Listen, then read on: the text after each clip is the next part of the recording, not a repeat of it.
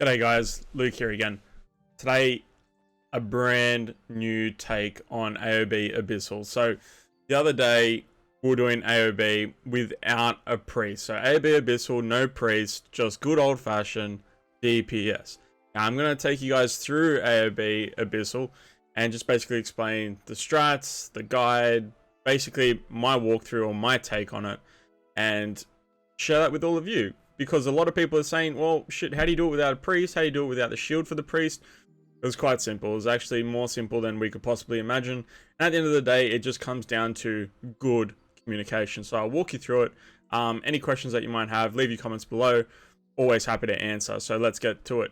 AOB Abyssal. Alright guys, so first boss. It's pretty much the same as normal AOB with one massive difference. When the boss goes to suck you in, if you don't get max range or roll away or blink away, whatever you need to do, the boss will gain stacks. If the boss gains stacks, the eyes that the boss shoots out as well as the watches, they hurt. They hurt a lot. So depending on the amount of stacks you get will determine how quick or not quick you kill the boss or how easy you do it. So the main thing for this one is do the exact same as always, but you want to make sure you're rolling away or avoiding the munch, I suppose, when you get sucked in. The other thing to notice here is that we use gate to gate with slimes. Do not go into the enclaves or the caves for the ads. You can just completely avoid it. Just go gate to gate so you don't have to pull any ads. Sometimes you might have a couple of people that pull. It's not the biggest deal. The only issue is that the zombies have a substantial amount of HP. So generally when that happens, we just kind of ignore the boss. Not ignore the boss, but ignore the zombie, I suppose. And just keep doing the phases. Get the eyes down as quickly as possible. Make sure the boss doesn't have stacks. In this video, I think the boss only comes up with a couple of stacks. And that's what you want to be. If you die or get munched on indefinitely, 9, 10, 12, 14 stacks, it becomes a little bit dicky. It's not saying that it's not possible, because you can definitely avoid the eyes at certain integers, but your best bet is to just roll away. For mages, double blink is best. If you roll and blink, sometimes you don't get enough distance. If you double blink, you're sure to be quite away. So that's what I would do, and that's basically it for the first boss. It's actually quite simple, straightforward. The mechanics are not that different. It's just that stacking element. Avoid the caves for the ads. Just use gate to gate. So basically stuck on a gate, wait for all the slimes to come over. When they're about stopping, just get your party, run to the other gate, and that's it. Best way to avoid any ads. Alright, move on to the next boss.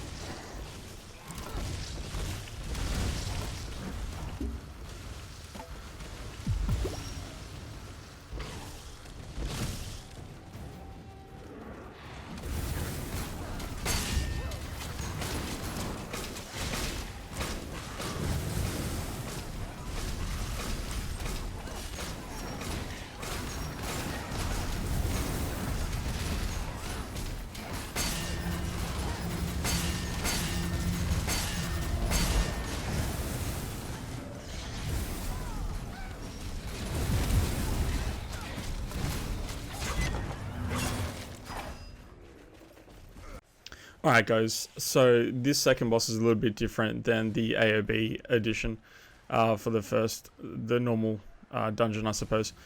Basically, if you get poisoned here, you'll get 90% reduction to healing, which means that if you're poisoned, pots won't help you. You generally die. Now, if you die on this boss and you're in poison and you res in poison, you will gain the poison stack again. It's really dicky. I don't think it's by design, so hopefully that gets fixed soon. Now, this boss requires decent amount of communication. When you pull the boss, generally we have one person pull and face the door. So we use corner system and door system. So what that basically means is we will start at the gate, basically in the middle of the arena to one side, and then the other door, we call it, on the opposite side. It's not really a door, it just kind of looks like a door. Now we'll also say corner to corner, also we'll say door to back corner to the next corner to door to corner, back to door, rinse and repeat. So working around the room. Now, sometimes spew will happen and it's just unforeseen in whatever direction, and that's basically due to position management. So if people are in different positions and the boss faces them and he spews, well, unfortunately you just die. So the boss is a little bit dicky. That's why it's so important to have your team facing the wall at all times and have just one shot caller. So in this event, I was just shot calling. So basically saying, look, door's available, this door's available, that door's available, or that corner's available. So it's imperative that everyone moves together. If you don't, it just ends up being an absolute shit show. But basically, it's not terrible. Without a priest, without the shield to mitigate the poison, I thought we did incredibly well. Now, that's basically the entire fight. Realistically, that's it. It's about positioning and movement. So if you all stacked up, and then he puts his hands into the ground, and then you go 3, 2, 1, roll, and you just keep doing that 3, 2, 1, roll. And it's imperative to have one person calling the shots. Multiple people talking in this fight often leads to just an incredible shit show. That's basically it. So the fight is much like the first fight, apart from the 90% healing reduction, which is terrible, and dropping pools, dropping poison, mitigating poison, determining what's best to work for. Like, for example, in this instance, we knew that the top half of the arena was getting a bit run down, and we knew that we would have to go to the other side of the arena. So we made a conscious decision and said, okay, we'll go to the other side where it's all clear. Unfortunately, what should have happened in this regards was we probably should have been at one of the side portions of the room instead of having the boss kite to us. So it's imperative that you stay together, you find a gap in the walls, you face yourself to the boss, your back to the walls, and it just makes life a million times easier to do damage and obviously get through the phase. Now, that's pretty much it. You obviously face knockbacks. You don't want to be anywhere near the side of the arena for knockbacks. Spear will do about 70-80% damage for your total health. If you get the debuff that constantly leaves droplets on the ground, it's easier just to take the tick. The tick doesn't reapply. So basically, instead of planting poison around the arena constantly, we just say, look, just eat the tick. Generally speaking, it often leads to a death, but it's better than planting poison around the entire arena. So you just want to make sure you're mitigating it correctly. Obviously, there'll be a considerable amount of deaths regardless, only because just due to that 90% reduction. Now, doing it with a priest is a million times easier, only because you can mitigate the poison debuff. So shield up, you can run over poison, and everything is basically fine. But in order to do that, you'd need Storm Chaser, and you need a priest that has obviously Storm Chaser unlocked. That's pretty much it. Obviously, you'll get still targeted the same way. It's imperative that you don't spew on your party members, especially doing that considerable amount of damage. As you can see here, you basically, sometimes it's just worth taking the death than facing it towards your teammate. It's just a better option. Anyway, that's pretty much the fight here. Rinse, repeat. Just stack up, prioritize your positioning, have one person calling the shots. Use the door scenario. It does help in a big way. So technically, you'll have 6 spots around the arena, 2 corners, 2 of the front corners, and 2 doors. And off you go.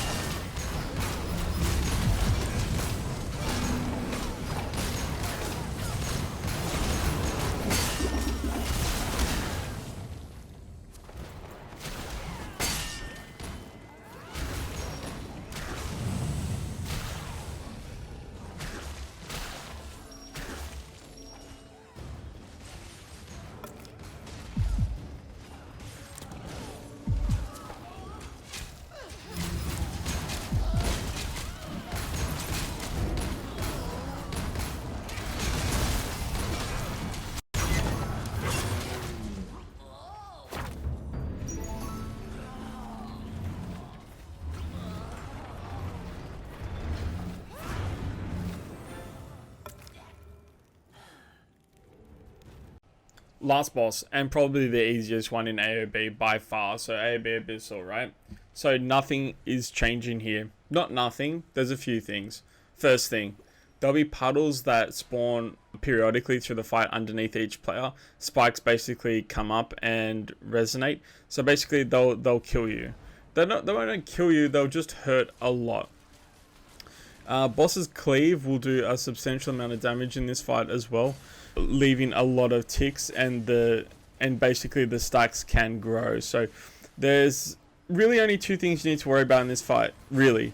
The pools that spawn underneath you periodically, and you can see them, they're basically just red pools of blood. Not the actual pools of blood where you run over for the hounds, they're just subtle pools, and you'll see them throughout this fight.